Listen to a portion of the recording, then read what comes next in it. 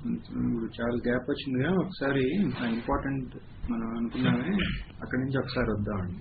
Summary మొత్తం కాకుండా at least ఇక్కడ ఏది దేనికన్నా శ్రేష్టం అంటే ఒకళ్ళకి వాళ్ళ based on the stage of evolution ఒకళ్ళకి ఒక్కొక్కటి శ్రేష్టం. అంటే స్టేజ్ ఆఫ్ ఎవల్యూషన్ అంటే వాళ్ళ స్థాయి బట్టి అన్నీ శ్రేష్టమే, కానీ ఒక్కొక్కటి అంటే వాళ్ళ స్థాయికి అది ఇంకా ఎక్కువ శ్రేష్టత అంటే వర్తిస్తూనే ఉంది, ఎక్కువగా వర్తిస్తుంది, సరిపోతుంది.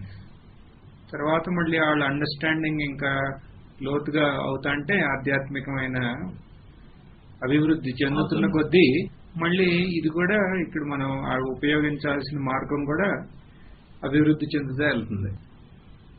మనం ఫస్ట్ చూసింది ఈశ్వర పూజ అంటే ఏంటంటే ఈ మొత్తం ఈ సృష్టి అంతా ఈశ్వరుడి శరీరం లాగా ఆ సృష్టికి సేవ చేయటమే. అదే అన్నిటికన్నా ఉత్తమమైన బాహ్యమైన పూజ అన్నాం. తర్వాత దానికన్నా శ్రేష్టమైంది జపం అన్నాం. దానికన్నా శ్రేష్టం ధ్యానం. మళ్ళీ ధ్యానంలో అన్నిటికన్నా శ్రేష్టం ఏంటి అంటే మనం ఏ మూర్తిని ధ్యానిస్తున్నామో మళ్ళీ ఎవరు ధ్యానిస్తున్నాడో వాళ్ళ స్వరూపం తెలుసుకుంటూ అన్నిటికన్నా శ్రేష్టం అన్నాం. అక్కడితో అది ఆ శ్రేష్టత అనే లిస్ట్ అక్కడితో అయిపోయింది. ఇంకా దానికన్నా శ్రేష్టం లేదు. ఆ అభేదమైన జ్ఞానమే అన్నిటికన్నా శ్రేష్టం అని అక్కడ మనం అసోహమిత్యసౌ అనే అదే ఒక వర్డ్ తీసుకున్నాం. సోహమిత్యసం అంటే నేను అదే అంటే నా స్వరూప జ్ఞానం అన్నిటికన్నా శ్రేష్టం అని. మళ్ళీ ఆ స్వరూప జ్ఞాన శ్రేష్టం అయినప్పుడు అదే ఆ జ్ఞానంలో భాగంగా ఇంకొకటి ఏంటంటే అదే టైంలో ఈ మొత్తం ఈ సర్వ చరాచరం యొక్క స్వరూపం ఏంటనేది మనకు తెలుస్తుంది. సర్వాత్మ భావం అని అనుకున్నాము మనం. దాని మంత్రంలో ఏంటి వర్డ్ మనం తీసుకుంది, ఒక్కో మంత్రానికి ఒకటి ఇంపార్టెంట్ వర్డ్ కింద పెట్టాము. భావశూన్య సత్ అని పెట్టాము.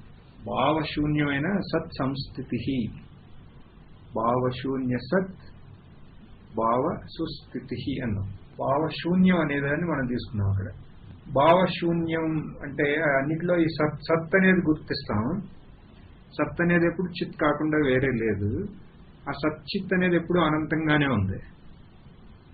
అది గుర్తించడం అంటే భావశూన్యం అంటే ఇక్కడ మామూలుగా ఇప్పుడు యోగా చిత్తవృత్తి నిరోధ అలా కాదు. ఇక్కడ ఏ థాట్ అన్నా ఇప్పుడు దాని సర్వాత్మ భావం కింద ఎలా తీసుకున్నాం ఈ శ్లోకాన్ని అనేదని చెప్తున్నాను.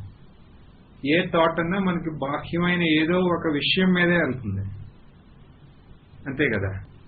మరి ఏ విషయం మనం ఏ విషయాన్ని యొక్క మనం విచారించినా అక్కడ మనకి ఆ విచారణ ఫలితంగా మనకు అక్కడ అర్థమయ్యేది ఏంటంటే అక్కడ సచ్చిదానందమే ఉన్నాయి. ఆ సచ్చిదానందం యొక్క ఒక ప్రతీతికి మనం నామం ఇచ్చాం. అదే విషయం అంటున్నాం మనం. సచ్చిదానందం యొక్క ప్రతీతికి ఒక నామం వల్ల మనం దాన్ని విషయం అని అంటున్నాం. అలా కాకుండా దాని స్వరూప జ్ఞానం నుంచి దృష్టి నుంచి చూస్తే అక్కడ ఉన్నది సచ్చిదానంద తప్ప ఇంకోటి లేదు. అలా అయినప్పుడు మళ్ళీ అక్కడ మనకి సచ్చిదానందం కన్నా వేరేగా భావన అనేది రావడానికి ఛాన్సే లేదు, అవకాశం లేదు. అది ఆ అవకాశమే లేదు ఇంకా. ఎందుకని అదే కాబట్టి ఫస్ట్ మనం ముందు శ్లోకంలో మనం తీసుకుంది అంటే సోహమిత్యసం, నా స్వరూపం ఏంటనేది ఇక్కడ. ఎందుకంటే ఇప్పుడు మనం చూడండి ఈ డిస్కషన్ మొత్తంలో ఇక్కడ మీరు చేయటానికి ఇక్కడ ఏం చెప్పట్లా, అర్థం చేసుకోండి అని చెబుతున్నాం. చాలా మందికి ఇది అర్థం చేసుకోండి అని చెప్తే అర్థం కాలేదనుకోండి, ఫైనలీ ఇది చేయటానికి ఏముంది అంటాం. చేయటానికి ఏముంది అని అన్నాం అనుకోండి, అంటే ఏదో చెయ్యాలి కానీ నాకు చేయటానికి ఏం దొరకలేదు అనే ఫీలింగ్ వస్తుంది ఇక్కడ. ఇక్కడ ఏంటంటే అర్థం చేసుకుంటాం వల్ల ఏంటంటే ఇక చేయటానికి ఏం లేదు అనేది ఒక దృఢమైన జ్ఞానం అన్నమాట. ఆ జ్ఞానంలో మనకి తృప్తి. ఇప్పుడు చేయటానికి ఇంక ఏం లేదు అనేది 2 రకాలుగా అవుతుంది కదా. చేయటానికి ఏం లేదే అనే ఒక బాధ, లేక ఇంకోటి ఏంటి సంతోషం వల్ల అబ్బా ఇక చేయడానికి ఏం లేదు. అదే 2 ఒకటే వర్డ్స్, కానీ వెనకాల అదే ఒకటేమో జ్ఞాన బలం, తెలిసి ఒకటి ఏమి లేదు, ఏం చేయడానికి లేదే ఇంకోటి తెలవక ఇంకోటి, కానీ స్టేట్మెంట్ ఒకటే అది అక్కడ. సో ఇక్కడ ఇప్పుడు అది కాకుండా ఇంకేమీ లేదు అని తెలిసింది ఇక్కడ. ఇప్పుడు ఆ జ్ఞానంతో ఇవన్నీ ఏదో మనం చేసి కాదు, ఇక్కడ ఉన్నదాన్ని ఉన్నట్టు తెలుసుకున్నాం. అది ముందు కూడా అంతే, ఇప్పుడు అంతే. మనం అదే కాంటెక్స్ట్ లో మనం ఆ 10వ వాడి గురించి అన్నామే. 10వ వాడు పోలేదు అసలు, అక్కడే ఉన్నాడు. 10వ వాడు అంటే మీకు ఆ దృష్టాంతం గుర్తుంది కదా, అందుకని ఇంకా దాని గురించి చెప్పవలసింది. అందుకని ఫస్ట్ మన స్వరూపం ఏంటనేది తెలిస్తే అది పెద్ద కష్టమైంది కాదు. ఈ స్వరూపం దానికి ఒక అగాధమైన లేకపోతే ఒక డీప్ మెడిటేషన్ అట్లాంటి ఏం చూడలేదు ఇక్కడ. ఎందుకంటే ఆ వర్డ్ విన్నాక మనం టెంట్లో, అందుకని అంటున్నా అంత నిగూఢంగా ఒక మిస్టిజం గా, అంటే ఇది ఒక అందరి ఒక ఫలంలాగా కాదు ఇది. అంటే ఇది మనకి అందరికి మనకి వెరీ ఈజీలీ అవైలబుల్. మనం అది కాకుండా ఎప్పుడు స్థిరత, ఒక స్థిరమైన భావన కూడా కదా, ఒక జ్ఞానం. కరెక్ట్ వర్డ్ అక్కడ తెలియబట్టమే. మనం అదే ఇప్పుడు అదే 10th మ్యాన్ గురించి చూడండి, అక్కడ ఏమైంది ఫైనల్లీ అంటే తెలుసుకోండి. సర్వాత్మ భావం ఎలా తీసుకున్నామంటే మన స్వరూపం ఏంటనేది మనకు తెలుసుకుంటే అప్పుడు సర్వస్వరూపం యొక్క జ్ఞానం మనకు అవుతుంది అంటే మనకు తెలుస్తుంది అది సర్వస్వరూపం. ఇప్పుడు మనం కూడా ఒక విషయమే కదా శరీరం అనేది. అప్పుడు దాని యొక్క స్వరూపం ఏంటి అనేది మనం ఎలా తెలుసుకున్నామో అలాగే ఇవన్నీ అన్ని విషయాలే వాటి యొక్క స్వరూపం మనకు తెలుస్తుంది.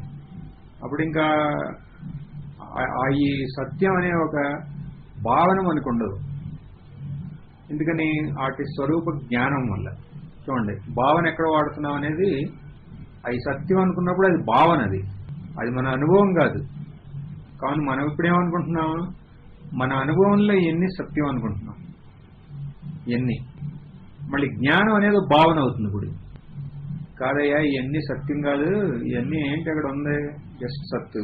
ఆ సత్తు యొక్క జ్ఞానం, సచ్చిత్ అనేది ఎప్పుడు మన అనుభవంలో అనంతంగానే ఉందిగా. అంటే మనం మామూలుగా ఏమనుకుంటే అది భావన అనుకుంటాం, కానీ అది మన అనుభవం, అది జ్ఞానం. అది మన భావన ఏదంటే ఈ అన్నిటికీ సొంతంగా ఒక అస్తిత్వం ఉందని, ఉనికి ఉందనుకుంటున్నామే, అది భావన.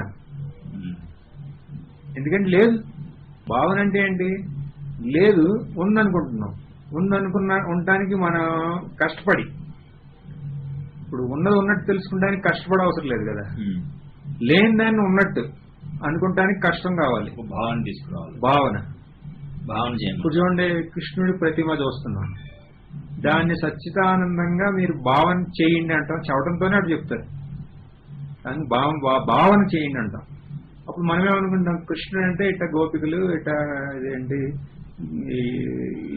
ఇట్లా కంసుడిని చంపాడు, ఇలా ఇవన్నీ ఇది మనకు తెలుసు. కానీ సచ్చిదానందంగా అంటే మనం భావన అనుకుంటాం. అది ఇక్కడికి మనం చెప్పేది అలా కాదు కదా, జ్ఞానం అంటున్నాం.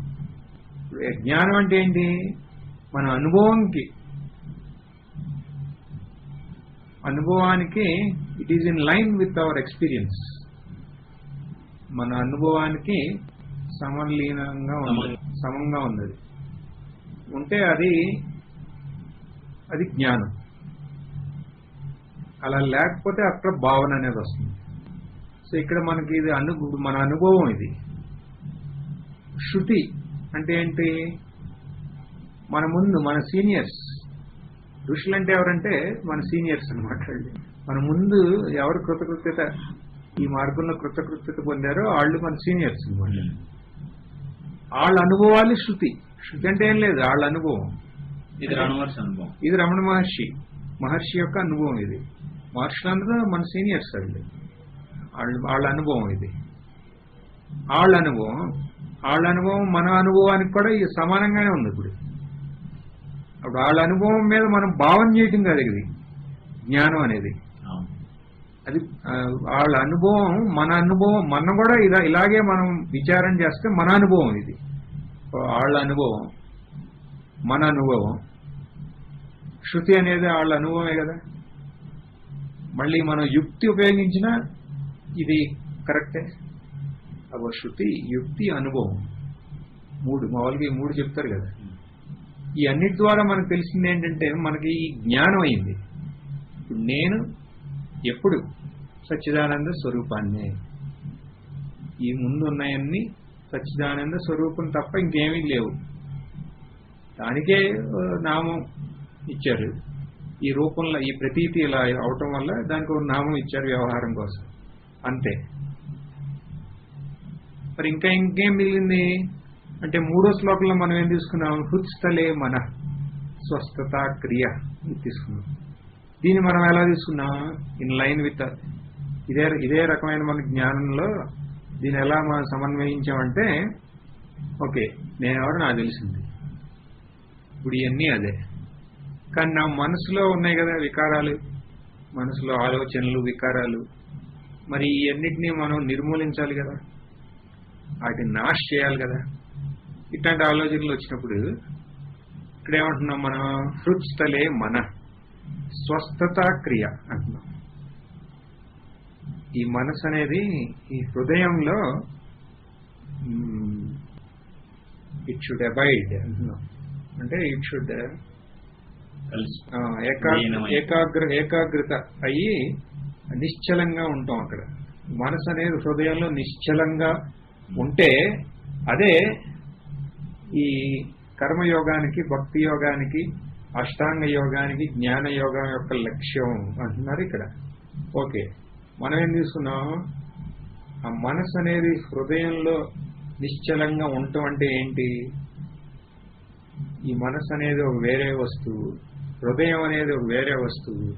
ఆల్రెడీ ఉపనిషత్తులు లో ఉన్నాయి కదా, బాణం వేస్తే అది అక్కడికి వెళ్ళి అక్కడ దాన్ని కొట్టుకుని దాంట్లో పురుగుపోయి అక్కడ ఉండిపోవాలని దిగిపోయి, అప్పుడు ఈ మనసు అనేది ఒక బాణం లాగా, ఈ హృదయం అనేదేమో అక్కడ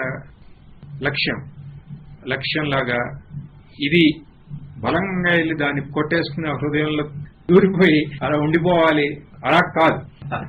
మరి ఎలా అంటే ఈ స్వరూపం తెలుసుకుంటున్నాయి. ఈ మనసు, ఈ హృదయం అంటే ఏంటంటే దట్ ఈస్ ద సబ్స్ట్రాటం అంటున్నాం. అన్నిటికీ ఆధారం, అధిష్టానం, కూటస్థం అంటానే అది హృదయం అంటే. ఇక్కడ అది ఏది అన్నిటికీ ఆధారం, కూటస్థంగా, అధిష్టానంగా ఉన్నది ఏంటి అంటే స్వరూపం, ఆత్మ, బ్రహ్మ. మరి మనసు అది వేరేగా ఎప్పుడు మనసు లేదు. ఇప్పుడు మనం ఇందాక ఉపయోగించామే, మన మీద ఉపయోగించిన మన విచారణే బయట వస్తువు మీద ఉపయోగించాం, దాన్నే మనం మనసు మీద కూడా చేయొచ్చు. మనసులో ఏ ఆలోచన వచ్చినా, ఏ వికారం వచ్చినా మనం ఫస్ట్ మనం గుర్తించేది ఏంటంటే అక్కడ ఆ వికారం ఉంది అంట, ఉన్నది సరే. ఇంకొకటి వచ్చింది, అది కూడా ఉంది. సో అనుస్యూతంగా మనసులో అన్ని వికారాల్లోనూ ఉన్నది ఒకే ఒకటి ఏంటంటే అవి ఉన్నాయి అనే ఉనికి. మరి ఆ ఉన్నాయి అనే ఉనికి ఉందే, అది ఎలా తెలిసింది కంటే ఎరుక వల్ల. అది కూడా అనుస్యూతంగా ఉంది. ఆ ఉనికి, ఎరుక అనే అనుస్యూతంగా ఉన్నాయి. ఎలా అంటే జలంలాగా, దాంట్లో ఈ అలల్లాగా ఈ వికారాలనే వస్తున్నాయి. ఈ అలలనే ఈ వికారాలు ఆ జలం అనే ఆ ఉనికి, ఎరుకకి ఎప్పుడు వేరేగా లేవు. అప్పుడు ఈ అలలనే ఈ వికారాల యొక్క స్వరూపం ఏంటి అంటే ఈ జలం అనే ఉనికి, ఎరుకని. ఇవన్నీ మారుతున్నాయి, అది మార్పుల. ఈ బోర్డులు ఉన్నాయి, అది ఒక్కటే, అది కాకుండా ఇంకోటి లేదు. కాబట్టి అది అద్వైతం అంటున్నాం, లేకపోతే అనంతత అంటున్నాం. దాన్నే అది గుర్తించడమే అదే ఆనందం అంటున్నాం. అప్పుడు ఫైనల్లీ మనకు తెలిసింది ఏంటి? ఈ మనస్సు అనేది సచ్చిదానందం కాకుండా వేరేదేం కాదంటున్నాం. అప్పుడు ఇక్కడ మూడు రకాలుగా మనం ఒకే జ్ఞానాన్ని మూడు యాంగిల్స్ నుంచి చూసాం. ఒకటి మన స్వరూపం, మన దృష్టి నుంచి సోహమిత్య సౌ అని తీసుకున్నాం. నా స్వరూపం ఇది అంటున్నాం. తర్వాత వస్తువు నుంచి, అది కాకుండా ఇంకే వస్తువు లేదు. అప్పుడు ఈ వస్తువులన్నీ అదే అంటున్నాం. తర్వాత ఇంకా సూక్ష్మంగా మనసు అనేది ఉంది, కానీ మనసు కూడా అదే. అదే అప్పుడు అది కాకుండా ఇంకేమైనా ఉందా అంటే ఇంకేమీ లేదంటున్నాం. ఇక పూర్ణం అంటే ఇది. ఈ పూర్ణత్వాన్ని గుర్తిస్తే, పూర్ణమాదాయ అంటే ఈ పూర్ణత్వాన్ని కనుక గుర్తిస్తే తర్వాత పూర్ణమేవ వశిష్యతే. వశిష్యతే అంటే అవశిష్యతే, ఇక అదే మిగిలింది. అది కాకుండా ఇంకేం లేదు. మనం ఇంకెటు చూసినా అదే. వస్తువు అదే, మనసు అదే, వికారాలు అదే, వాసనలు అదే, నేను అదే, అంతా అదే. అది కాకుండా ఇంకేం లేదు. అది ఎలా కావాలంటే అలా ప్రకటన అవుతుంది. మనం దానికి మనం నేమ్ పేరు ఇచ్చాం దానికి, అంతే ఎన్నిలాగా. కానీ ఉన్నది అదే. ఇప్పుడు అలలకు మనం ఎన్నో పేర్లు ఇవ్వచ్చు. ఇప్పుడు వరద వస్తుంది బయట, ఇంకెక్కువ అలలు వస్తాయి, ఎక్కువ పేర్లు ఇవ్వచ్చు. కానీ finally what is all that? It is only water. ఇక్కడ కూడా ఇదంతా ఏంటి? జలం కాకుండా ఇంకేమీ లేదు. ఇక్కడ అలా అయితే ఇక్కడ సచ్చిదానందం కాకుండా ఇంకా ఏమీ లేదు. సచ్చిదానందంగా వేరేగా ఇప్పటి వరకు ఎవడు కనిపెట్టడు, ఎందుకంటే అది సత్యం కాబట్టి. కానీ అది ఎలా కావాలంటే అలా అపీర్ అవుతుంది. అప్పుడు ఇంకా అప్పుడు ఏంటి అంటే ఇక మీకు ఎటు మీ సెన్స్ ఆర్గన్స్ 5 ఉన్నాయి కదా, ఏ ఇన్ఫర్మేషన్ తీసుకొచ్చినా అవి ఆ సచ్చిదానందం యొక్క ఒక గ్లోరీయే, దాని యొక్క ఐశ్వర్యాన్ని అన్ని రకాలుగా మనకు చూపిస్తుంది.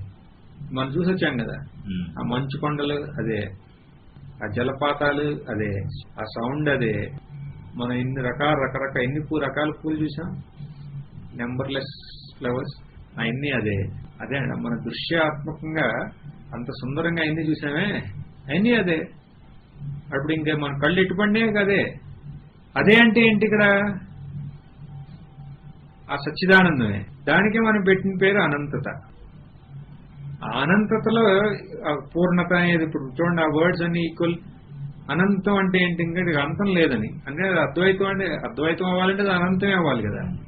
మరి ఏదైతే అనంతం అదే కదా పూర్ణం. సరే, ఏంటి అనంతత, ఈ పూర్ణత? మీరు దేని గురించి మాట్లాడుతున్నారు అంటే, ఏది ఉందో దాని గురించి.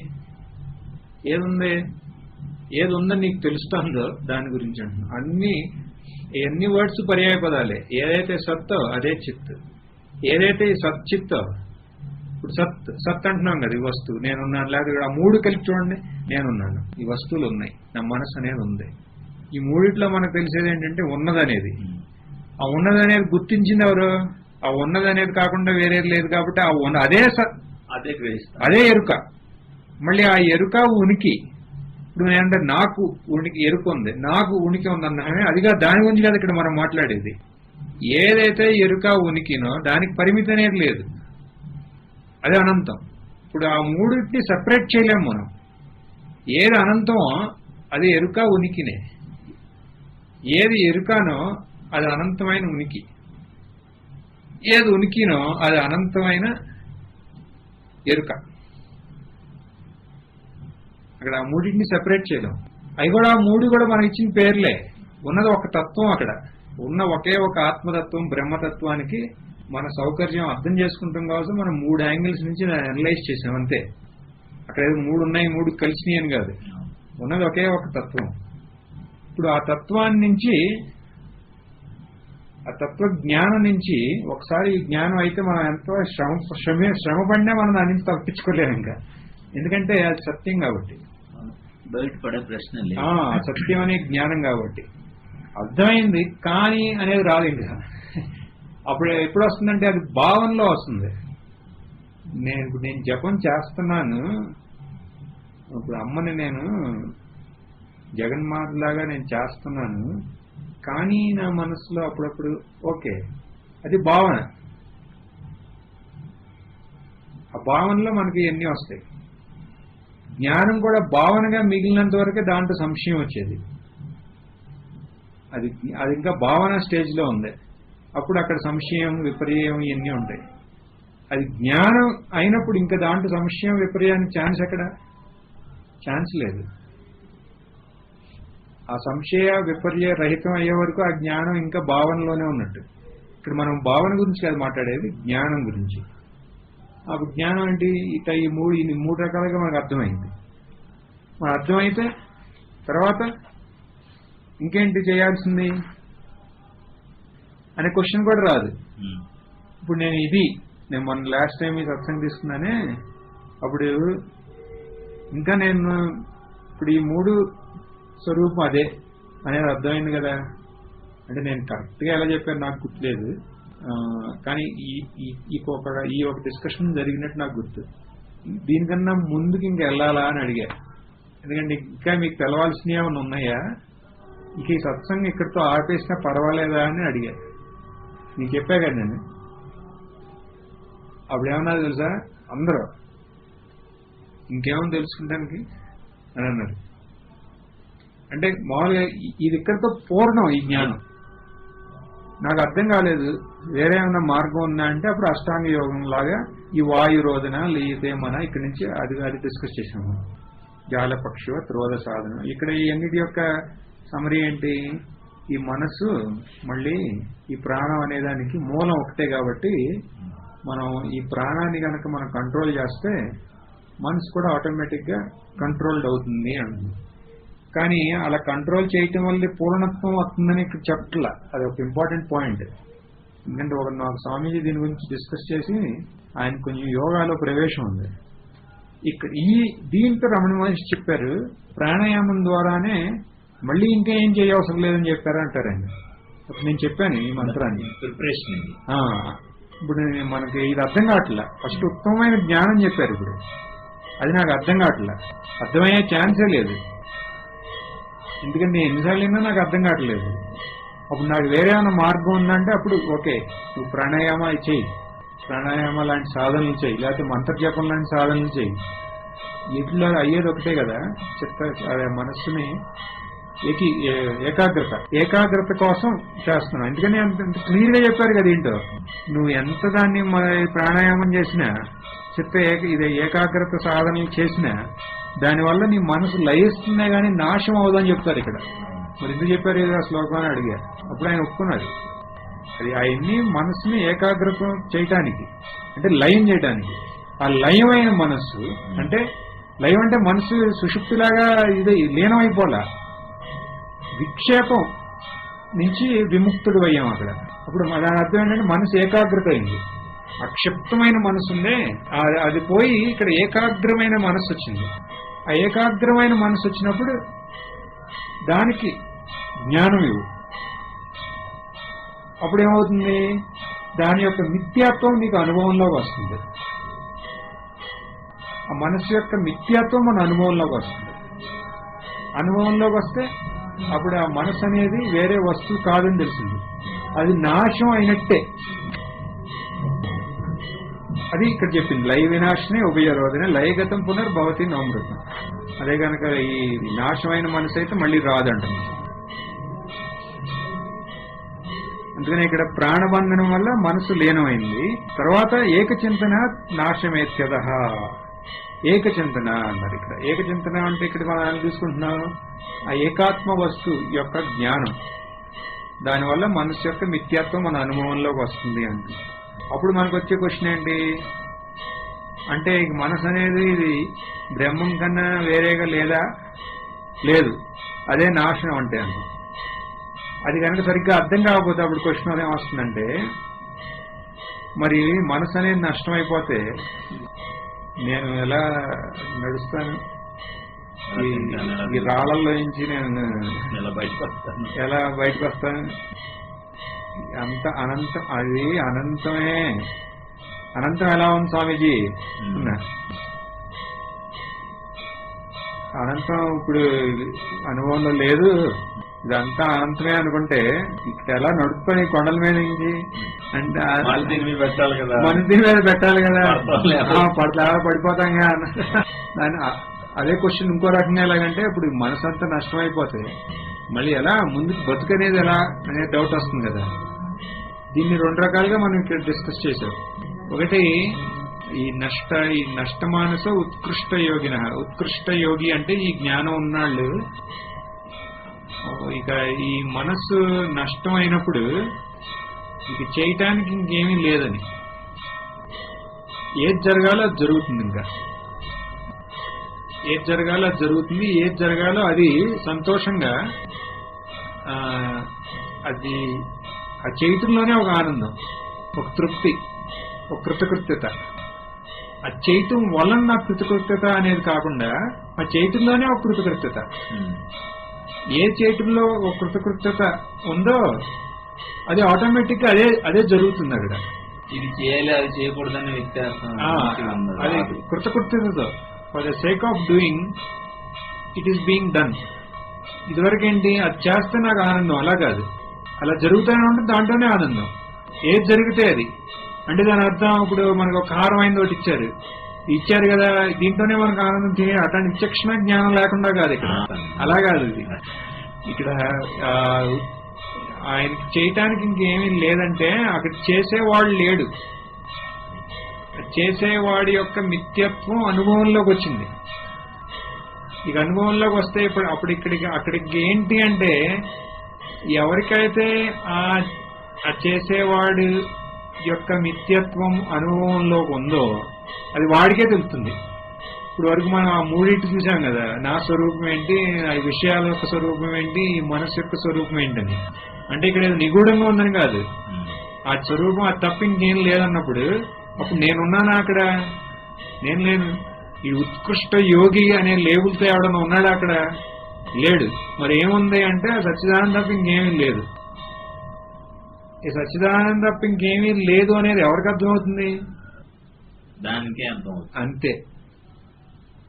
అదే అన్నా నేను అక్కడ స్వామి వివేకానంద కోట్ అన్నానే, అక్కడ ఉంటుంది అది. When the sleeping soul is awakened to self conscious activity. పెద్ద కోట్ అది. ఆ లైన్ నన్ను స్ట్రక్ అయింది అక్కడ. When the sleeping soul is awakened to self conscious activity అని అట్లా ఏదో వస్తుంది. అంటే then everything will come, goodness will come, అవన్నీ ఉంటాయి. అవన్నీ వదిలేండి అక్కడ. When the sleeping soul is awakened అంటే ఏంటి అర్థం? ఉన్నది ఒకటే, అదే అజ్ఞానంగా ఉంటాం, అది జ్ఞానంగా ఉంటాం. జ్ఞానంగా ఉన్నప్పుడు నేను ఏది కాదో దాన్ని నేను అనుకుంటా. ఎప్పుడైతే నేను ఏది కాదో నేను అనుకుంటా దాన్ని అత్యాస ఇవన్నీ అంటున్నాం.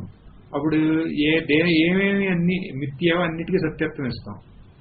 ఇచ్చి ఒక మిథ్య ఆనందం కోసం మనం ఆ విషయాలకు వెళ్తా ఉంటాం. దిస్ ఇస్ అజ్ఞానం. అది మరి జ్ఞానం అంటే ఉన్నది ఒకే ఒకటి కదా, ఇట్ నోస్ ఇట్ సెల్ఫ్. అంతే. అది ఎవరో అనేది దానికి తెలుస్తుంది. అంతే. అది ఎవరో తెలిసిన తర్వాత మళ్ళీ అజ్ఞాన అవస్థలో ఉన్న క్వశ్చన్స్ ఉంటాయే, అది ఏదన్నా అక్కడ అప్లై అవుతాయా? ఇప్పుడు చేయటానికి ఇప్పుడు ఏమన్నా చేయగలడా, చేయలేడా, తప్పు అవుతుందా, ఒప్పు అవుతుందా, ఇవన్నీ ఆలోచించేది ఎవడైతే ఉన్నాడో వాడి యొక్క మిథ్యాత్వం అనుభవంలోకి వచ్చింది. అంటే వాడి యొక్క స్టోరీ అక్కడితో ఎండ్. ఎవరు క్వశ్చన్ చేసాము. ఇప్పుడు అక్కడ మనం 10th మ్యాన్ అంటున్నామే, అక్కడ మనం అదే ఒక ఎగ్జాంపుల్ ని కొంచెం ఎక్స్టెండ్ చేసి ఒక 11th మ్యాన్ అని పెట్టుకోండి. ఒక 11th మ్యాన్ వాడు ఎపియర్ అయ్యాడు అనుకోండి. అక్కడ ఎపియర్ అయ్యి వాళ్ళందరినీ దడిపెత్తున్నాడు అనుకోండి. అక్కడ మన ఊరినే మనకేముంది, మనకు ఆ ఎగ్జాంపుల్ కొంచెం ఎక్స్టెండ్ చేయండి. 10th మ్యాన్ అన్నాం, 10th మ్యాన్ పోయాడు అంటున్నాం, వాడు పోలేదు, ఎప్పుడు అక్కడ ఉన్నాడు. సరే, ఇప్పుడు మనకి ఇక్కడ సెట్ అయ్యారు 11th మ్యాన్. 10 మంది దిగారు. వచ్చేటప్పుడు ఇంకోడెవడో వచ్చినట్టు వాడెవడో వాడు మన దడిపెత్తున్నాడు, ఇలాంటి భావనలోకి వెళ్ళిపోయారు అనుకోండి. తర్వాత ఫైనల్లీ తెలిసిందంటే అసలు లేడు, అటెంటాడు లేడు. అలాగే ఇక్కడ ఎవడైతే ఈ అజ్ఞానంలో ఉన్నాడు అనుకున్నాడో, ఎవడైతే ఈ అజ్ఞానం నుంచి బయటికి రావాలనుకున్నాడో, ఎవరికైతే ఈ ప్రారంధం ఉందో, ఎవరికైతే నాకు ఇప్పుడు అవ్వదు అనుకున్నాడో, ఎవడైతే తర్వాత అవుతుంది అనుకున్నాడో, ఎవరైతే ఈ గురువు దగ్గరికి వెళ్ళి ఎన్ని చతుశుద్ధి ఎన్ని చేశాడో వాడి యొక్క మిథ్యాత్వం అనుభవంలోకి వచ్చింది. తర్వాత మళ్ళీ వాడికి సంబంధించిన క్వశ్చన్లు ఉండే, వాడి మిథ్యాత్వంలో అనుభవంలోకి వచ్చిన తర్వాత మళ్ళీ ఆ ఆన్సర్లు కనిపెట్టాల్సిన అవసరం ఉందా? ఎవడికోసం? ఇప్పుడు మళ్ళీ మనసు కనుక నష్టం అయిపోతే ఈ పనులన్నీ ఎలా అవుతాయి అనేది ఎవరికి వచ్చిందంటే వాడికి. అది ఆన్సర్ చెప్పాల్సిన బాధ్యత లేదు, ఎందుకంటే వాడు లేడు కాబట్టి. ఇక్కడ వాడు ఉన్నాడా? వాడు ఇంకొకే ఒకటి చెప్పొచ్చు, నువ్వు ఎందుకు చేస్తున్నావయ్యా ఈ పనులన్నీ? ఆనందం కోసం చేస్తున్నా అంటాడు. ఎవరన్నా అంతే కదా. నువ్వు ఎందుకు చేస్తున్నప్పుడు వాడు అరుస్తున్నాడు అక్కడి నుంచి ఆ మైకుల్లో, నువ్వు ఎందుకు చేస్తున్నావయ్యా అన్నావు అనుకో, వాడు ఏమంటాడు, ఇట్ట చేస్తే నాకు కొంచెం డబ్బులు వస్తాయా అంటాడు. డబ్బులు అయ్యి ఎందుకయ్యా అని అడగండి. కంఫర్ట్స్ పెట్టుకుని అది ఎందుకు అన్నావు, అది ఇప్పుడు ఎవరిని అడిగినా ఫైనలీ వెళ్ళేది అక్కడి వరకే, ఆనందం కోసం ఎన్ని చేస్తున్నా అంటాడు. ఆ ఆనందం అంటే ఏంటి అని మనం అడిగామనుకోండి, అది మొన్ననే ఇప్పుడు ఇది చాలా అనంతం అనేది అంత కష్టం కాదండి. మన లైఫ్ లో ఒక హ్యాపీయెస్ట్ మూమెంట్, అన్నిటికన్నా ఆనందమైన ఒక ఈవెంట్ ఏమైనా జరిగినప్పుడు, ఇదే క్వశ్చన్ నేను అడిగాను అనుకోండి, ఈజీగా చెప్తారు లౌకికులు కానీ పిల్లలు. మెయిన్ గా పిల్లలు పటా అని చెప్పేస్తారు. నేను మొన్న అడిగాగా అందుకని చెబుతున్నా, నీకు ఏదమ్మా ఆనందం అయిందంటే పటా అని చెప్పేసింది. అతనికన్నా చిన్న ఇది అంటే ఏదో ఒక స్పీచ్ ఇవ్వాల్సి వచ్చిందంటే, అంటే ఎగ్జాంపుల్ గా చెబుతున్నా. స్పీచ్ ఇచ్చినప్పుడు అప్పుడు వాళ్ళ టీచర్ ప్రిన్సిపల్ అందరూ తప్పట్లు కొట్టి ఫస్ట్ ప్రైజ్ ఇచ్చారంట స్పీచ్ కి. అప్పుడు అందరూ టప్పట్లు కొట్టి ఆయన కంగ్రాచులేట్ చేస్తా అంటే అది నా హ్యాపీయెస్ట్ ఇది ఉంది. Very easy, you go back to that moment and how you are in that moment. అంతే, మనం ఇంకా అంతకన్నా ఎక్కువ చేయాల్సిన అవసరం లేదు. తర్వాత ఒక్కొక్కళ్ళని కానీ ఎంత నేనేది వాళ్ళకి ఎంత సింపుల్ అట్లాంటి క్యాచ్ చేయటం, ఎందుకంటే they are so honest with their, అంటే వాళ్ళు అలా హానెస్ట్ అని కాదు, దట్ ఈస్ ఆ ఏజ్ అలాంటిది. So then it is very, దాని కొంచెం అంటే they catch what it is అని. So you are never separate from what you experience that day అని. ఆ రోజు నువ్వు ఏమేమై అనుభవించావో దాని నుంచి నువ్వు ఎప్పుడు వేరే కాదని. ఇలాంటి డిస్కషన్ ఒకసారి ఒకడు అంతకన్నా చిన్నాడు ఒకడు, ఈ డిస్కషన్ వల్ల మీకు ఏం తెలుస్తుందంటే వాడు ఏమన్నాడు తెలుసా, I no longer need toys to become happy అన్నాడు. అది ఇంకా టాయ్స్ ఆడు అంటే ఆ ఏజ్ మీరు చూసుకోండి, ఆవిడ ఇంకా టాయ్ ఏజాడు. I no longer need toys to become happy అన్నాడు. ఇప్పుడు అట్లాంటప్పుడు మనకే you yourself will feel that this knowledge is very simple. అంటే గ్రాస్ప్ చేయటానికి if you really want maintain చేయగలుగుతారు ఆ ఏజ్ లో. ఆ గ్లిమ్స్ ఉంది చూడండి, that itself is very. ఇది కూడా వాళ్ళు అన్నారు నాతో, తర్వాత మళ్ళీ పిల్లలతో చెప్పాను ఇట్లా అంటున్నారని. ఒకళ్ళు అన్నారు, ఎవరో అయితే వివేక్ చూడమని ఇట్లాంటివన్నీ రెగ్యులర్ గా ఇన్ని సత్సంగాలకు వెళ్తారు, పెట్టలాగా చెప్తారు వాళ్ళు అడిగితే మళ్ళీ మన్నాడు ఏముండదు అని.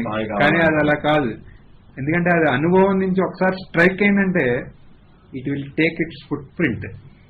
మళ్ళీ టాయ్ అడగడానికి కాదు, ఆ జ్ఞానం అనేది ఉంటుంది. ఆ టాయ్ గురించి వదిలేయండి. ఒక 20-30 ఏళ్ళు శ్రవణం చేసినాడు, ఏం చేస్తున్నాడు చెప్పండి. ఇప్పుడు ఎందుకు పాపం ఆ పిల్లల్ని అంటాం, ఆ గురువు మొక్కుతున్నాడు, ఏంటంటే మొరపెట్టుకుంటున్నాడు, బాబో నువ్వు ఆత్మ కాదు, నువ్వు బ్రహ్మ, నువ్వు బ్రహ్మ, నువ్వు బ్రహ్మ. అయినా ఇప్పుడు ఇక్కడేమవుతుంది, ఇక్కడ కూడా చాలా ఇక్కడ పెట్టలాగా చూడటమే తప్ప ఆ ప్రాబ్లం ఇక్కడే ఉంది కదా. మరి పాపం ఆన్లైన్ ఎందుకని అంటామని అదొకటి. ఇంకొకటి ఏంటి, ఇంకొక ఆ స్టేట్మెంట్ చూడండి, I no longer need toys to make myself happy. అంటే not that I won't play with toys, you can still play with toys, but you don't need them desperately to become happy. అదే you can ఆనందంగా మనం ఆనందం కోసంగా జీవించేది, ఆనందంగా జీవించవచ్చు కదా. ఆనందంగా జీవించడం కోసం టాయ్స్ తో ఆడుకో, ఏదైనా ఆడుకో. కానీ ఇంత ముందేంటి ఆనందం కోసం, ఇక్కడ ఆనందంతో, అది that itself is a big difference కదా. చాలా అంటే ఇప్పుడు ఆనందం దొరకనప్పుడు గెటింగ్ ఫ్రస్ట్రేటెడ్ అండ్ ఇప్పుడు to the extent of taking your life అట్లాంటివి ఉన్నాయే. At least the persons who have this understanding will never come across such situations. ఇంకా అంటే one of the main strain, ఇప్పుడు ఎందుకని అక్కడి వరకు వెళ్ళిన టాపిక్, ఎవరిని అడిగినా ఈ ఆనందం కోసమే. ఈ ఆనందం అనేది పెద్ద కష్టమైంది ఏం కాదని, అప్పుడు మీ లైఫ్ లో హ్యాపీయెస్ట్ మూమెంట్ ఒకటి దీని గురించి మీరు ఆలోచించండి అన్ననే. What is that happiest moment? This is అనంతత, ఎక్స్పీరియన్స్ ఆఫ్ అనంతత అక్కడ. కానీ అజ్ఞానంతో విషయంలో ఉందనుకుని ప్రయత్నించి ఆ అనంతతని అనుభవించాం అనుకున్న టైంలోనే అది మళ్ళీ దూరం వెళ్ళిపోతుంది ఇంకొక కోరిక రావడం వల్ల. అప్పుడు ఆ అనంతతని మనం సొంతం చేసుకోలేకపోతున్నాం ఆ అజ్ఞానావస్థలో. జ్ఞానావస్థలో ఆ అనంతతను ఆ స్వరూపం అని తెలుసుకున్నాడు. ఇప్పుడు ఇంకా దాంట్లో నుంచి బయటకు కూడా రాలేడు. అప్పుడు వీళ్ళు వేరే వాళ్ళు ఇంత ముందు ఈ అజ్ఞాని అనే మనం లేబుల్ ఇచ్చిన వాళ్ళు ఏమేమి యాక్టివిటీస్ చేస్తున్నారో అది చేయాల్సిన అవసరం ఉందా ఈయనకి? లేదు. ఎందుకని వాళ్ళు అనంతత కోసం ప్రయత్నిస్తున్నారు. అనంతకే వాళ్ళు ఆనందం అనే పేరు ఇచ్చి దానికోసం ప్రయత్నిస్తున్నారు. ఆ ఆనందం యొక్క స్వరూపం అనంతత, అది నా స్వరూపం, దాంట్లో నుంచి నేను బయటికి రాను అనే ఒక నిశ్చయమైన జ్ఞానం అయినాడు. మళ్ళీ ఇంకేం చేయాలి? అందుకని అంటున్నారు ఇక్కడ కృత్యమస్తికిం, చేయటానికి ఏముంది అని అడుగుతున్నారు రమణ మహర్షి. స్వస్థితిం యతః, ఎవరైతే ఆ స్వరూపంలో నిష్ట, స్వరూప జ్ఞానంలో నిష్ట అయిందో వాడికి చేయటానికి ఏముంది అంటున్నాడు. అంటే ఇంకేం చేయడా, ఇంకా చేస్తాడా, ఇంకేం చేస్తాడు? ఇంకా క్వశ్చన్స్ అన్నీ ఏది ఎక్కడి నుంచి వస్తున్నాయి ఆ క్వశ్చన్స్ అన్నీ అంటే మళ్ళీ ఎవరి యొక్క మిథ్యాత్వం ఈయన చూశాడో ఆ యాంగిల్ నుంచి క్వశ్చన్స్ వస్తున్నాయి. వీనికేం there is no duty for him to answer such questions. That is a joke.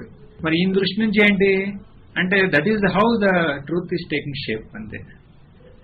అంటే ఇక్కడ అక్కడ అజ్ఞాని అనేవాడు ఒకడు ఉన్నాడు, వాడికి తత్వం అర్థం కాక ఇలాంటి క్వశ్చన్లను అడుగుతున్నాడు, అడిగి నన్ను ఇబ్బంది పెడుతున్నాడని కాదు. ఈయన జ్ఞానం ఏంటి? ఆ సత్వస్తు కారణం ఇంకోటి ఏమీ లేదు. అది ఎలా కావాలంటే అలా ఇదవుతుంది. అది ఒక అజ్ఞానిలాగా వచ్చి దీనికేంటి ఆ ట్రూత్ ఏదైతే ఉందో అది ఆయనలాగా ఇట్లా మేనిఫెస్ట్ అవుతుంది. ఎలా ఈయన శరీరంలాగా మేనిఫెస్ట్ అయిందో అది అలా అంతే. ఎలా కావాలంటే అలా మేనిఫెస్ట్ అవుతుంది. కానీ ఇక్కడ అట్లా అజ్ఞాని జ్ఞాని లేబుల్స్ అయ్యింది, అన్ని పేర్లే, ఉన్నది ఒకే ఒక తత్వం. కానీ ఇట్లాంటి క్వశ్చన్లు ఎప్పటి వరకు అంటే మనకు జ్ఞానం లేనంత వరకు. మనం జ్ఞానం లేని వాడి యొక్క జ్ఞానం ప్రకారం ఒక జ్ఞాని జీవించడు. అంటే అజ్ఞాని భావన ప్రకారం జ్ఞాని జీవించడు. జ్ఞానం యొక్క వెలుగులో జ్ఞాని జీవిస్తాడు. అజ్ఞాని ఆశించవచ్చు నా భావన ప్రకారం ఆయన జీవించాలి, కానీ ఆయనకి అట్లాంటి రెస్పాన్సిబిలిటీ ఏమి లేదు. జ్ఞానం వెలుగులో ఆయన జీవిస్తాడు. మరి జ్ఞానం వెలుగులో ఎలా జీవించాలి అంటే అందరు జ్ఞానులు ఒకే రకంగా అలా కూడా లేదు. చూడండి, ఇద్దరు జ్ఞానులు కూడా ఒక రకంగా ఉండరు. ఏ రకంగా అది మేనిఫెస్ట్ అవుతుందో దాంతో సింక్ అయిపోయారు అండి. దాని ప్రకారం అది వెళ్ళిపోతూ ఉంటుంది ఆ బాడీ అట్ట. ఇక్కడ మెయిన్ ఇంపార్టెంట్ ఏంటంటే ఆ జ్ఞాన దృష్టి అనేది. ఓకే, ఇదంతా కరెక్టే, కానీ నాకు అర్థం కావట్లా, నాకు ఇలాంటి కృతకృత్యత నేను అనుభవించట్లా. దాని అర్థం ఏంటి? నాకు జ్ఞానం లేదు, ఒప్పుకుంటా. నాకు జ్ఞానం వచ్చే మార్గం ఏమైనా ఉందా అని మళ్ళీ అడిగితే నాకు ఎందుకు అవట్లేదు? మీరు చెప్పారు ముందు 3 దాంట్లో మొత్తం చెప్పేశారు. స్వరూప జ్ఞానం, సర్వాత్మ జ్ఞానం, సర్వస్వరూప జ్ఞానం, అది సర్వాత్మ భావం, మళ్ళీ మనస్సు యొక్క మిథ్యాత్వం, ఎన్ని చెప్పారు. నాకు అర్థం కాలేదన్నారు. మీరు ప్రాణాయామం, జపం ఇట్లాంటి సాధనలు చేసి మనసుని నియంత్రించి మళ్ళీ దీంట్లో పెట్టమన్నారు. నాకు అర్థం కావట్లేదు. నేను ఎన్ని చేసినా నాకు ఈ జ్ఞానం అనేది వచ్చేపాటికి నాకు ఎవరికి చెప్పండి అన్నారు అనుకోండి. నాకు ఎందుకని అర్థం కావట్లేదు అది చెప్పండి అన్నాడు, అడిగాడు అనమాట. నాకు ఎందుకు, ఇవన్నీ బాగానే ఉన్నాయి, సత్సంగం అంటున్నాను, కానీ నాకు కృతకృత్యత రావట్లేదు. గురువా మహాగురువు, ఆశ్రమ నెంబర్ 1, ఆయన నాకెందుకు, నేను నా కృతకృత్యత ఎందుకు రావట్లేదు? ఎన్ని ఇయర్స్ అయినాయా? 30 ఏళ్ళు అయినాయి, కానీ 40 ఏళ్ళు అయినాయి ఇది దీంట్లోకి వచ్చి.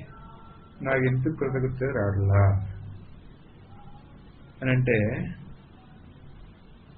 మరీ బ్లంట్ ఆన్సర్ ఏంటి తెలుసా? నువ్వు కృతజ్ఞత కోసం రాలేదు అసలు అంటే నేను ఒప్పుకోను. ఎప్పుడో ఒకప్పుడు ఎంతన్నా కొంత సత్యశాంతంగా దీనికోసం నేను చేయలేదని మీరు అనకూడదు అన్నారు అనుకోండి. కరెక్టే, చేశాం, కానీ you are not serious about what you want. అక్కడితో చల్లబడిపోయిందమ్మా. చల్లబడిపోయింది. ఎందుకని ఆ మంటలో ప్రాబ్లం అది. చల్లబడి నేను ఐ వాంట్ ఒప్పుకోను. ఇప్పుడు పెట్రోల్ ఉందనుకోండి, ఆ సగం కాలం చల్లబడిపోతుందా? చల్లబడిపోదుగా. సరే, దానికి రమణ మహర్షి అని చెప్తారు చూడండి. దానికి కరెక్ట్ గా ఈ శ్లోకం దానికి ఇదిగా వచ్చింది. టెక్స్ట్ మన ఫైనల్ టెక్స్ట్ ఇంపార్టెంట్ కాదు, అందుకని అంటున్నారు రమణ మహర్షిని. ఇప్పుడు దానికి ఆ డిస్కషన్ కి సూటబుల్ పాయింట్ ఇది. దృశ్యవారితం చిత్తమాత్మనః చిత్వదర్శనం తత్వదర్శనం. అంటున్నారు దృశ్యవారితం చిత్తమాత్మనః. యోగ వాసిష్టాల్లో కూడా వస్తుంది దీనికి. అంటే ఇలాగే కాదు, ఆల్మోస్ట్ ఇలాగే. మనస్సు అనేది బహిర్ముఖం అయితే అది విషయాల్లాగా ప్రతీతి అవుతుంది. అదే అంతర్ముఖం అయితే అదే మన స్వరూపం అంటారు. అది యోగ వాసిష్ట యొక్క ఇది. మనస్సు బహిర్ముఖం అయితే అది ఈ ప్రపంచం బాహ్య విషయాల్లాగా ప్రతీతి అవుతుంది. అదే మనసు అంతర్ముఖం అయితే అది మన స్వరూపం అనే ఒక జ్ఞానంలాగా మనకు మిగులుతుంది. సరే, ఈ స్టేట్మెంట్ కి మనం ముందు డిస్కషన్కి ఏం సంబంధం అంటే, మనస్సు బహిర్ముఖం అయితే ఈ జ్ఞానం అనేది అర్థం కాదు. మనస్సు బహిర్ముఖం అయినంత వరకు ఆధ్యాత్మికం అనేది ఇంకా మొదలవునట్టు, రియల్ ఆధ్యాత్మికం. మరి ఎందుకట బహిర్ముఖం అయింది నాకు అంటామే? ఎందుకు అంటే అది ఉపనిషత్తు చెప్తుంది. పరాంచి కాని వెతుర్నత్ స్వయంభూ తస్మాత్ పరాం పశ్యతి నా అంతరాత్మ. ఈశ్వరుడు అలా తయారు చేశాడు మనసుని, ఎలా బహిర్ముఖంగా. అందుకనే మనసు ఎప్పుడు బహిర్ముఖంగానే వెళ్తుంది. కశ్చిత్ ధీరా అంటారు. అందుకనే ఎవరో ఒకడు. ఎలాంటి వాడు ధీరా, వాడు బుద్ధివంతుడు అంటే వివేకం ఉన్నవాడు. అందుకనే చూడండి, వివేకం ఫస్ట్, తర్వాత వైరాగ్యం. వాడేం చేస్తాడు? స్వరూప జ్ఞానం కోసం కశ్చిత్ ధీర ప్రత్యేగాత్మానమైక్షత్ ఆవృత్త చక్షు అమృతత్వం ఇచ్చింది.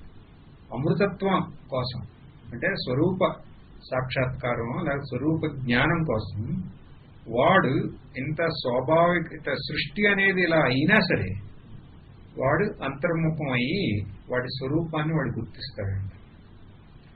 ఫైనలీ ఇదంతటికి ఎక్కడో తెలుసా మూలం? మీకేం కావాలి? అక్కడికి వచ్చింది అది. మీకు ఈ ప్రపంచం కావాలా? దాంట్లో ఉన్న మీ అనంతతనే ఈ బహిర్ముఖంగా వస్తువుల రూపంలో మీరు అనుభవించాలనుకుంటున్నారా?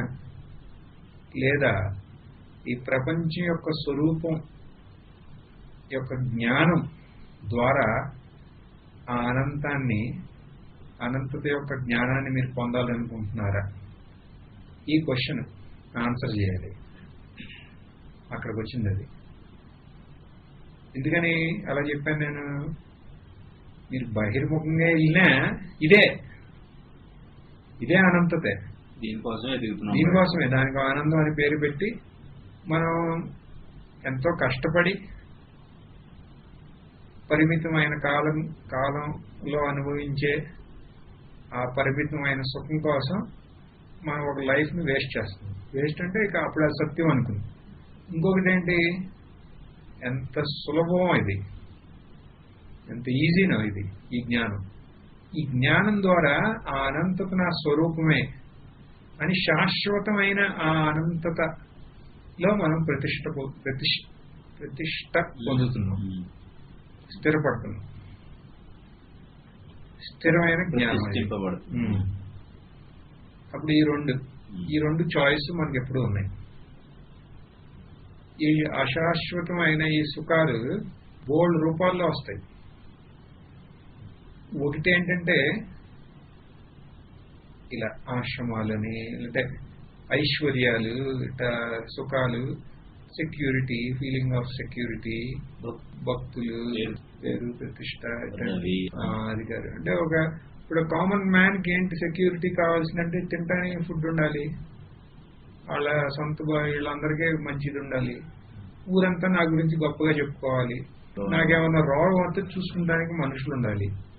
ఇప్పుడు ఎంత పెద్ద మిలియనీర్ అన్నా ఎంతకన్నా ఎక్కువ కోరికలు ఉండవు కదా, అంతే కదా. నేను పోయిన తర్వాత కూడా నా గురించి గొప్పగా చెప్పుకోవాలని అనుకుంటారు కొంతమంది. అట్లీస్ట్ నేను ఉన్నప్పుడు. ఇప్పుడు ఇవన్నీ దొరుకుతాయంటే ఒకసాట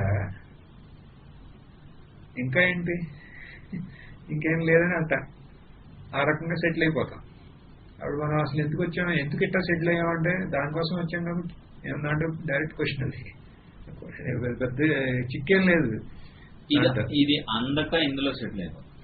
అది అందక ఇట్లా సెటిల్ అయ్యామనేది ఒక అందమైన ఆన్సర్. అది అందుకోసమే వచ్చాం, అందుకని అందులో సెటిల్ అయ్యాం. అది లేకపోతే ఇప్పుడు మనం చూడండి, మనకి ఎన్ని కష్టాలు వచ్చినాయి, మనకి అన్ని మనం అతిక్రమించామా? మనం కేదార్తాలు వెళ్ళొచ్చేటప్పుడు మనకి అందలేదు అనుకోలేదు కదా, అందక ఇక్కడ సెటిల్ అయ్యామా? కష్టపడ్డాం కదా. అదిగా దాన్ని overcome all obstacles. Same thing here. ఎందుకని? Because we want it. నేను అక్కడికి వెళ్ళాలి, ఇక్కడ నేను గంగా తిరిగి రావాలి అని అనుకున్నా, వచ్చేసాం. కష్టాలు వచ్చినాయి, వచ్చేసాం. మనం ఎందుకు మనం రావాలని మనం అనుకున్నాం కాబట్టి. అనుకోలేదనుకోండి రావు.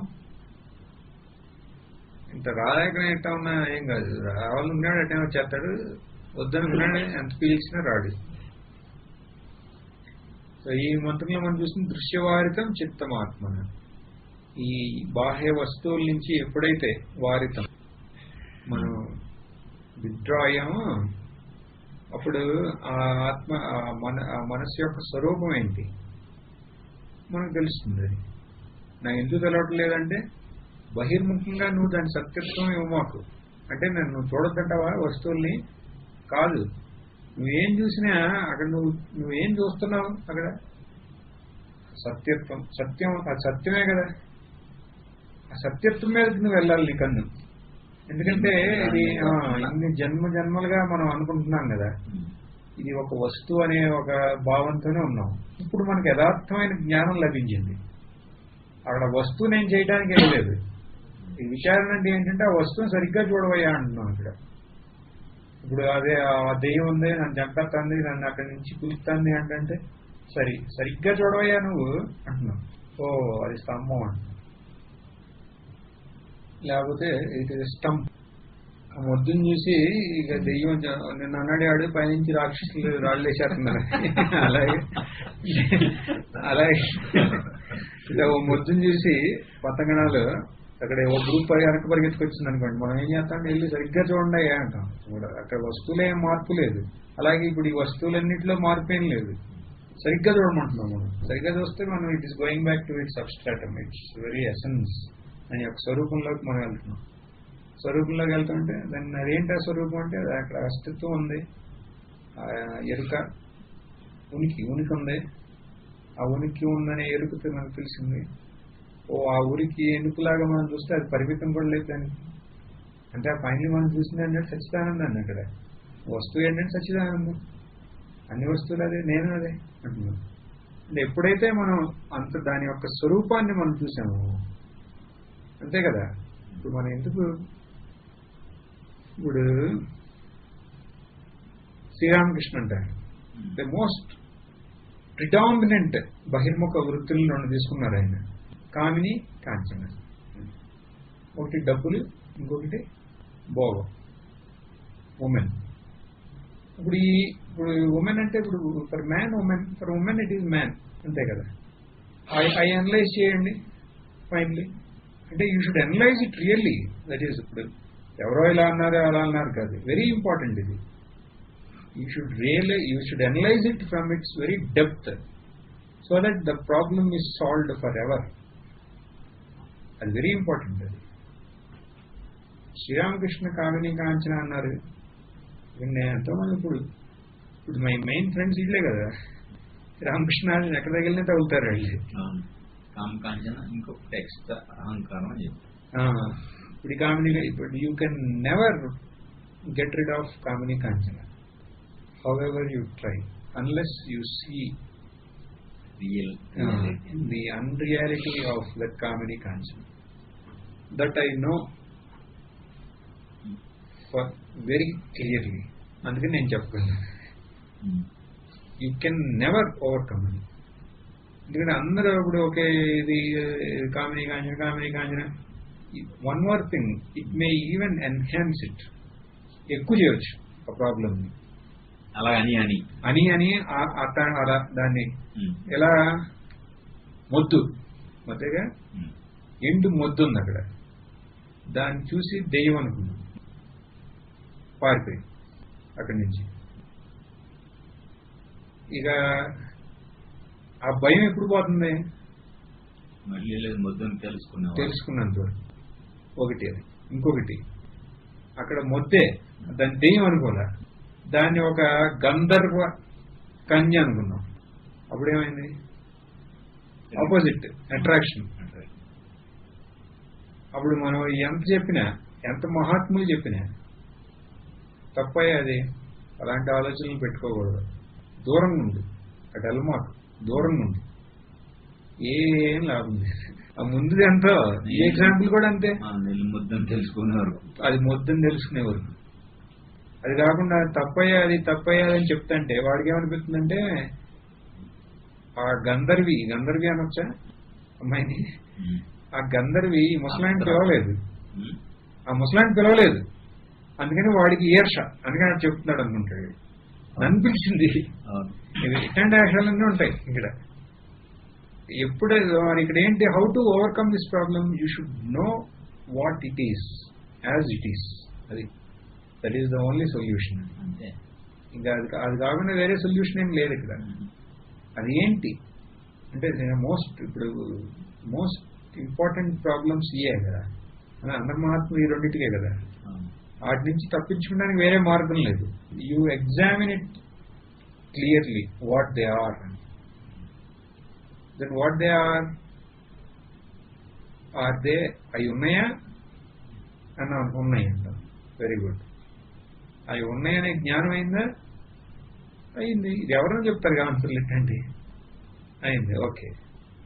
ఆ ఉన్నాయనే ఆ జ్ఞానం అనేది, ఆ రెండు ఉన్నాయే, అది ఇంపార్టెంట్.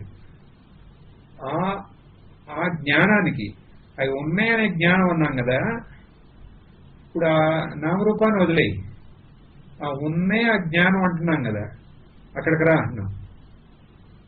అక్కడికి వచ్చి దానికి పరిమితి ఉందా అంటే పరిమితి లేదంటాం మనం ఎమ్మటే. దానికి పరిమితి ఉంది అంటే దాన్ని ఇంకా క్లియర్గా is not able to differentiate and understand. అది డిఫరెన్షియేట్ చేసి కాంప్రహెండ్ చేయలేకపోతే పరిమితి ఉందంటారు. అప్పుడు మనం ఏం చేస్తాం, ఓకే నీకు ఏదైతే కాంచన, ఈ డబ్బులు అయితే ఉందా అట్రాక్షన్, ఈ అమ్మాయి అయితే ఉందా అట్రాక్షన్ ఉంది, ఈ అమ్మాయి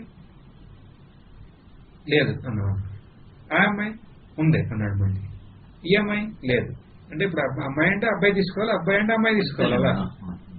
ఓకే, కానీ వీళ్ళందరిలో ఉందా ఇది, ఆ ఉనికి ఎరుక ఉంది. ఈ పైన ఈళ్లలో చేంజెస్ ఉంది, దాంట్లో చేంజ్ ఉందా? అది ఉంది, అది వద్దన్నదే ఉంది, కావాలనుకునే ఉంది. ఆ వద్దనుకున్న దానికి జ్ఞానం ఉంది, కావాలనుకున్న దానికి జ్ఞానం ఉంది. ఆ జ్ఞానంలో ఆ ఎరుక, ఆ ఉనికిలో చేంజ్ ఉందా? లేదు. ఆ ఎరుక ఉనికి కంటిన్యూస్ గా ఉంది. కానీ ఇవన్నీ ఈ నామాలు రూపాలు మారుతున్నాయి. అంటే దాని అర్థం ఏంటి, ఆ ఎరుక ఉనికి అనేది ఒకటే, అది ఒక ప్రతీతి అలా ఎప్పేర్ అవుతుంది. అప్పుడు దానికి ఒక నామం ఇచ్చాం నువ్వు. ఆ అది ఇప్పుడు నాకు ఇది నాకు ఇష్టం అనేదాన్ని అంతే. ఆ నామానికి నీకు ఇష్టం, అక్కడ ఉన్నది ఇదే, ఇది కాకుండా ఇంకేం లేదు. మరి అన్నింటిలో అదే ఉందంటే దానికి పరిమితి ఉందా? ఏది చూసినా అదే అన్నప్పుడు ఇంకా దానికి పరిమితి ఎక్కడ? అది అపరిమితంగా ఉంది. ఓకే, అది అపరిమితం అనేది మనం గుర్తించామా? ఆ అపరిమితం అనేదే కదా ఇప్పుడు వరకు నువ్వు అనేది ఆనందం.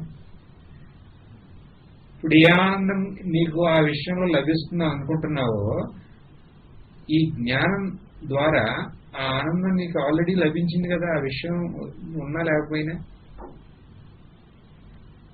ఫాలో అవుతున్నారా నేను చెప్పింది? అవుతున్నాను. ఆనందం లభించింది కదా అంటున్నారే. ఆ ఆనందం మన అనుభవంలోనే ఉంది కదా అంటున్నా. ఎలా? ఇప్పుడు మామూలుగా అనంతత అనే దాని గురించి మన డిస్కషన్ అంతా దాని కొంచెం బాగా ఇచ్చారు. అనంతత అనేది, ఇప్పుడు మన ఆనందం అనేది ఏంటి అనేది మనం ఆలోచిస్తే భూమా వై సుఖం అనే ఒక ఉపనిషత్తు కోట ఉంది. ఏది అనంతమో దానికి మనం పెట్టిన పేరు ఈ ఆనందం అనేది. ఆనందం అనేది ఎప్పుడు మనం అంటామే ఆనందం ఆనందం అని, మనం ఆ మూమెంట్కి మనం ఆలోచించామనుకోండి ఆనందాన్ని, ఏంటి ఆనందం అని మనం అంటాం కదా. ఇప్పుడు ఇది తాగాం మనకి ఆనందం, నేను చూశాను ఆనందం, ఇవన్నీ అంటున్నాం కదా. అక్కడ ఏంటి అసలు ఈ ఆనందం? దేన్ని మనం అక్కడ ఆనందం అని అంటున్నామని అంటే మనం నెగెట్ చేయట్లా ఆనందం లేదని. ఆ ఆనందంలో సత్యత్వం ఉంది మొత్తం. ఇప్పుడు కింద చిన్న చీమ కానించి పెద్ద అన్ని ఆనందం కోసమే కదా చేసేది. ఆత్మనస్తు కామాయ సర్వం ప్రియం భవతి అంటాం కదా. ఆ ఆనందం ఏంటది? ఇప్పుడు ఎంత ప్రతి జీవి ప్రతి ప్రాణిని గమనం చేసే శక్తి ఆ ఆనందం అనేది. ఏంటి ఆనందం? దేనికోసం నేను చిన్నప్పటి నుంచి ఎన్ని ఆశలు వేశాను, నాకు తెలవనప్పుడు అజ్ఞానంలో ఎన్ని ఆశలు వేసాం. తర్వాత దేనికోసం మనం ఈ ఆశ్రమాలు ఎన్ని, ఈ సేవలు ఎన్ని, ఈ ఉపనిషత్ శ్రవణాలు దేనికోసం ఎన్ని అంటే ఫైనలీ మనం ఇదివరకేమో సుఖం కోసం అంటాం, ఇప్పుడు శాశ్వతమైన ఆనందం అంటాం. అంతే, పేర్లు మారిని, అక్కడ ఉంది ఒకే ఒక వస్తువు. అసలు ఏంటది? ఏది ఈ ప్రపంచంలో ఉన్న ప్రతి ప్రాణిని ఇట్లా ఏం చేస్తుంది? కదిలించేస్తుంది. ఏంటి ఆ శక్తి అనే దాని గురించి మనం ఆలోచిస్తే మనకు తెలిసేదేంటి? ఇప్పుడు ఓకే, నా ఆనందాన్ని తీసుకుందాం. ప్రతి ఒక్కరికే ఉంది కదా ఆనందం.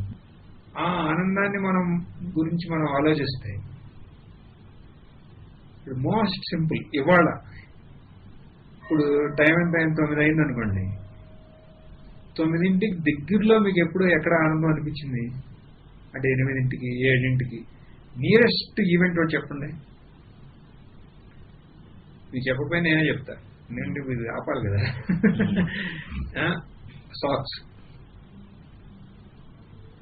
సాక్స్ అనేది మనకు కావాలి, ఈ టోపీ కావాలి, మనకి అది కావాలి అనే మనకు అనిపించింది, అని ఇచ్చాడు, మనకు ఆనందం దొరికింది.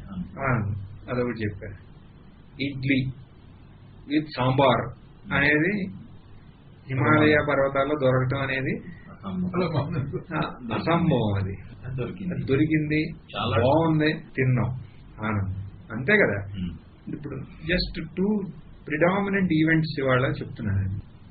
ఈ 2 ఈవెంట్స్ లో ఆనందం అనేది మనం అనుభవించాం కదా. మనం ఇప్పుడు ఇడ్లీలో ఆనందం లేదని ఏమన్నా అంటే మనం ఏం చేస్తాం? ఇంటికి లేదు, ఉంది ఇక్కడ. అందుకనే అంటున్నాం, విషయాల్లో ఆనందం లేదని ఎవడ అంటలే ఇక్కడ. అంటే ఫస్ట్ అంటారట, ఫస్ట్ ప్రిలిమినరీ అది. కానీ యాజ్ రియల్లీ ఏంటి? ఆ విషయాల్లో ఆనందం అంటే ఏంటనేది తెలుసుకోవాలి ఇక్కడ. ఆ ఆనందం అక్కడ మనం ఆలోచించి, ఓకే నేను తిన్నాను, మన ముందే అనౌన్స్ చేసాడు మన మెసెంజర్, ఇవాళ మీకు ఇడ్లీ అన్నాడు. అప్పుడు మనలో ఎవరు అన్నారు ఇడ్లీ దోశ కూడా అన్నారు. సరే ఓకే ఇడ్లీ అన్నారు. సరే వెళ్ళాం, కూర్చున్నాం. మనం తినేస్తాడా? వేడివేడిగా అన్ని పెట్టి వాడు తినేవాడు. అక్కడ మళ్ళీ ఒక అధ్యాయం చల్లారిపోయే వరకు అది అంటే నేను చెప్పేదంటే అక్కడ ఆనందం అనేది మనం నెగెట్ చేయలేం. అసలు ఆనందం అంటే ఏంటి అక్కడ ఉంది అనేది మనం ఆలోచిస్తే, ఆ ఇడ్లీ నాకు వస్తుంది అనే ఒక కోరిక మనం ఒక్కొక్క మెట్టు అక్కడ దిగుతా అంటే ఆ కోరిక మీదే సెంటర్ అవుతుంది మైండ్. ఆ టైంలో మీకు టోపీ గుర్తురాదు, ఆ మెట్లు దిగుతాంటే సాక్స్ ఇట్లాంటి ఏం గుర్తురావు, ఇంకేం గుర్తురావు. ఒక మెట్టు దిగుతాంటే మనకి దీని మీద కోరిక బలం అవటం కాదు జరిగేది, ఇంపార్టెంట్. అక్కడ వేరే కోరికలు ఉంటాయే అవి తక్కువ అవుతాయి, వెళ్తాయి.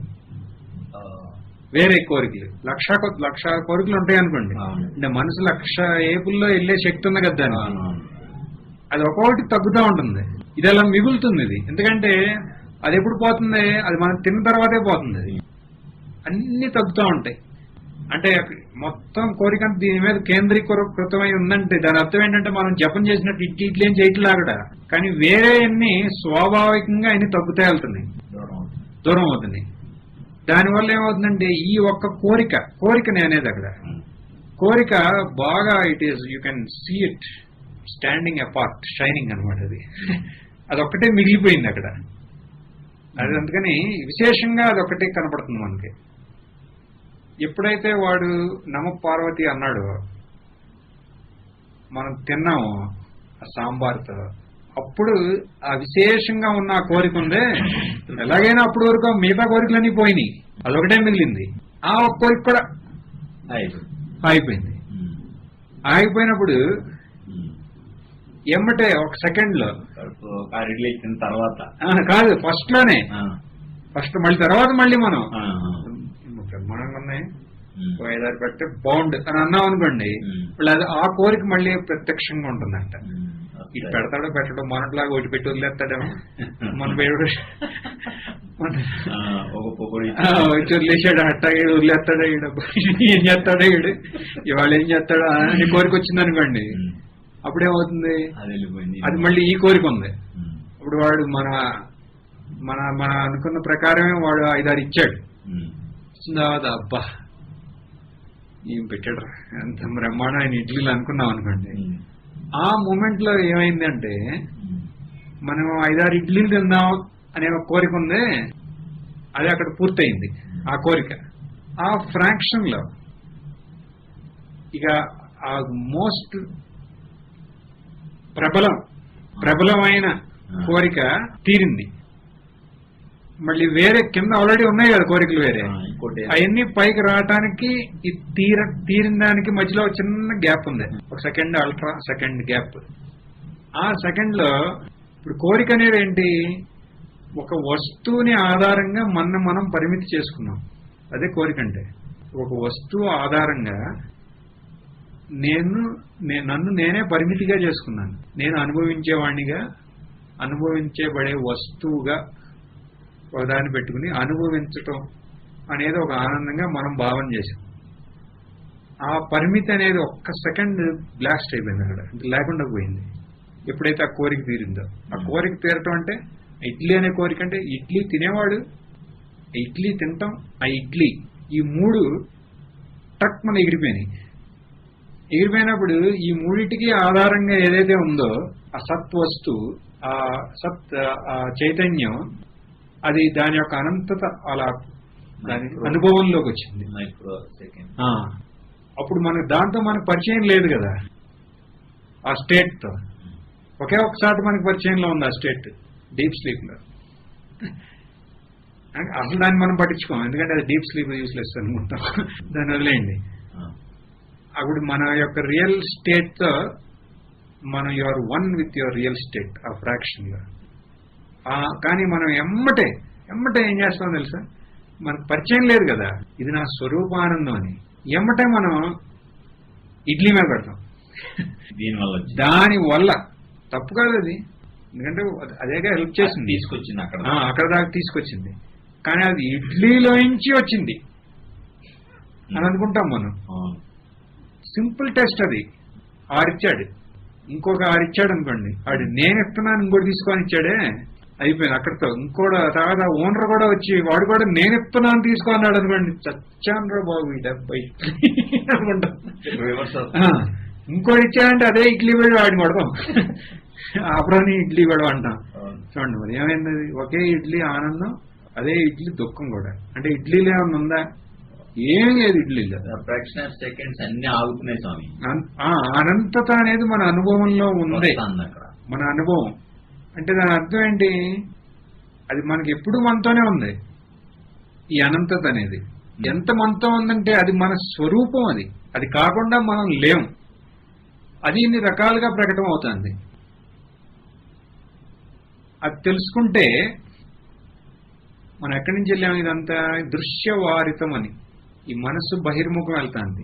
బహిర్ముఖం వెళ్తా అంటే రెండు ప్రిడామినెంట్ గా వస్తువులు మహాత్ములు చెప్తారు, ఒకటి కామిని ఒకటి కాంచన. ఎందుకు వెళ్తాంది ఇలా? వాటిల్లో సత్యత్వం చూసి. అంటే దాంట్లో ఆనందం లేదా ఉంది, కానీ ఆ ఆనందం వస్తువులో లేదు. మరి అక్కడ ఆ వస్తువు అనేదే ఆ అనంతం, ఆ ఆనందం యొక్క ప్రకట రూపం. అది అంతే. ప్రతిరూపం లాగానే కుక్క నక్క ఎలా ఉన్నాయో అలాగే అదే అనంతత ఆ రూపాల్లాగా ఇదవుతుంది. అన్ని రూపాల్లో అనంతత గుర్తించడమే ఈ జ్ఞానం యొక్క లక్ష్యం. అలా గుర్తించలేకపోతున్నాను అని దాని అర్థం ఏంటంటే ఆ వస్తువుకి సత్యత్వం ఇవ్వడం. ఆ వస్తువు యొక్క స్వరూపం ఏంటి అని మనం విచారం చేసి గుర్తిస్తే అప్పుడు చిత్తం ఆత్మనః. అప్పుడు ఏ మనసు అయితే మనకు అక్కడ వస్తువు అనే మనకి అక్కడ మెసేజ్ తీసుకొచ్చిందో అదే మనసు దాని యొక్క స్వరూపం ఆత్మ అనేది మనకు తెలిసిపోతుంది. అప్పుడు మన అక్కడ మనకు తెలిసిపోతాంటే అదేనా ఈ ఆత్మజ్ఞానం అంటే, ఆత్మ సాక్షాత్కారం అంటే ఎస్ అదే అంటున్నారు ఇక్కడ. చిత్వదర్శనం తత్వదర్శనం. అట్ట మనసు యొక్క స్వరూపాన్ని దర్శించారే అదే తత్వదర్శనం. తత్వం యొక్క తత్వదర్శనం అంటామే అంటే అదే. అంటే the problem, what is the problem? దృశ్యం బహిర్ముఖంగా వస్తువులు సత్యత్వం ఇవ్వటం అనేది ప్రాబ్లం. ఆ వస్తువు యొక్క యథార్థ జ్ఞానం పొందటం అనేది సొల్యూషన్. అది నాకు అర్థం కావట్లేదంటే అది వస్తువు సత్యం అనుకుని మనం దాని వెనకాల వెళ్తున్నాం. ఎందుకు వెళ్తున్నాం? మనకి ఆ వస్తువు యొక్క స్వరూపం ఇదే అని తెలవకపోవటం వల్ల. తెలిస్తే మళ్ళీ వెళ్తామా? కరెక్ట్ గా తెలిస్తే వెళ్ళాం. ఎందుకు వెళ్తాం? వెళ్ళాం అంటే మళ్ళీ ఇంకో ప్రాబ్లం, మళ్ళీ వెళ్ళాం అంటే రాయిలాగట్టు కూర్చుంటామా అని అలా అని కాదు. అంటే వెళ్ళటం వల్లే నా ఉద్ధారం అవుతాను అనేది లేదు. For the joy you can do it. You eat idli, you eat. అంటే after eating also you are okay. Your happiness is not coming from idli. It is there always with you. It is appearing as idli, it is appearing as sambar. It is appearing as chutney. It is appearing that the reality is appearing. That once you understand that, then you are happy wherever you are. ఎందుకంటే because మనం మన అనంతత యొక్క జ్ఞానం మన అనుభవంలో ఉంది కాబట్టి. So